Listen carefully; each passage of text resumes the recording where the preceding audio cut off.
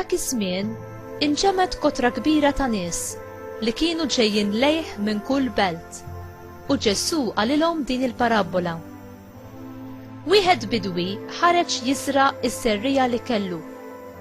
Huwa u jizra xi serrijat waqgħulu mal-mogħdija u ntrifsu u l-għasafar tal-ajru naqruhom kollha.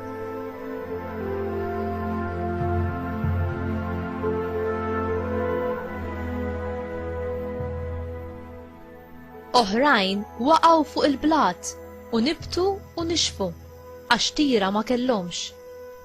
Oħrajn waqgħu qalb ix-xewk u x-xewk kiber magħhom u ħonoqhom. Oħrajn waqgħu f'art tajba u nibtu u għamlu l-frott kull waħda 100.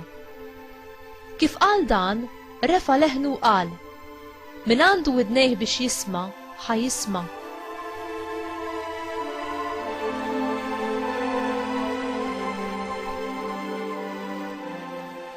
Id-dixxipli tiegħu staqsew x'kienet dik il-parabola u hu qalilhom: lilkom ingħata li tarfu l-misteri tas-salta ta' Alla, iżda lill-bqija bil-parabboli biex iħarsu u ma jarawx, u jisimgħu u ma jifhmux.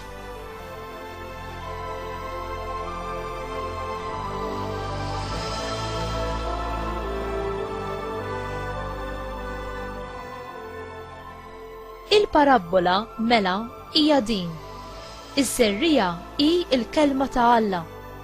Dawk ta' matul il-mogħdija huma dawk li jisimgħu. Imbagħad jiġi x-xitan u jaħtfilhom il-kelma minn qalbhom li ma jmorrux jemmnu u jsalvaw. Dawk ta' fuq il-blat huma dawk li meta jisimgħu il-kelma jilqawha bil-ferħ, iżda billi ma jkollhomx xeruq jemmnu għal ftit ta' żmien u meta jiġi fuqhom it-tiġrib jitilqu.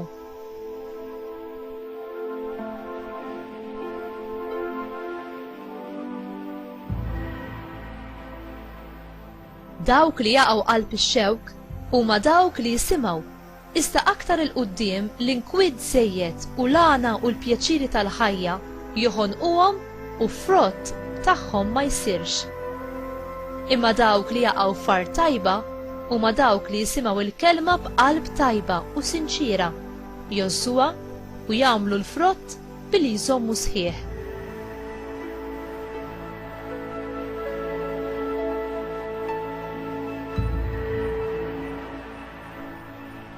Il-kelma tal-mulej tifħir lilek Kristu.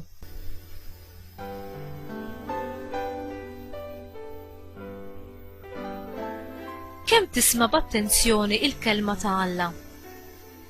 Alla hu dejjem lest biex ikellem lil kull wieħed u waħda minna u biex ifhemna din l-istess kelma tiegħu. Il-parabola ta' Ġesu hi twissija għal dawk li jisimgħu u jxandru l-kelma tiegħu. X'jagħmilna indifferenti u traskurati għal kelma ta' Alla? L-inkwiet żejjed għal bosta affarijiet.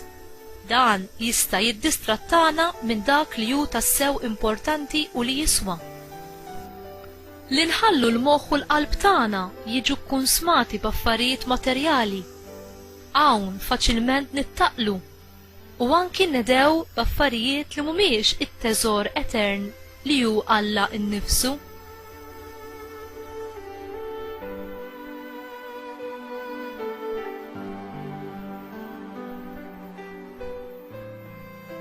Il-kelma ta' Alla tqabbad l-eruq fil-qalb tagħna meta aħna ikonna qalb li lesta li tirċevija, qalb doċli li lesta tisma' dak li Alla għandu xi jgħid. Il-ħsad huwa żgur. Fil-waqt li xi żerriegħa ser taqa' fil-mogħdija jew fejn hemm ftit ħamrija u qatt ma tikber, anki wkoll fejn hemm ix-xewk li mbagħad jifgaħħa, madankollu il-ħsad jasal ukoll. Is-serriegħa li taqa' f'art tajba fil-qalb li hi lesta tagħti widen ser taħsad ħafna frott. Inti lest titgħallem dwar il-verità ta' Alla u ħerqan biex tagħmel minnha ħafna frott ta' għemejjel tajba u tħalli xi ħaġa żommok milli tinfetaħ kompletament għal din il-kelma bil-ferħ u bl-ubbidjenza li tiġi mill-fidi.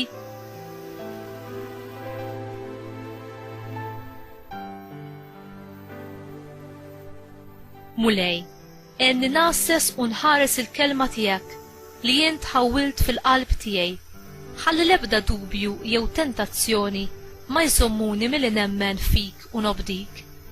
Għatini li nagħmel il-frott b'abbundanza fis-servizz tiegħek u tħalli qatt li jiena nibża milli nitkellem fuqek mal-oħrajn u naqsam magħhom l-aħbar it-tajba tal-Vanġelu tiegħek. Amen.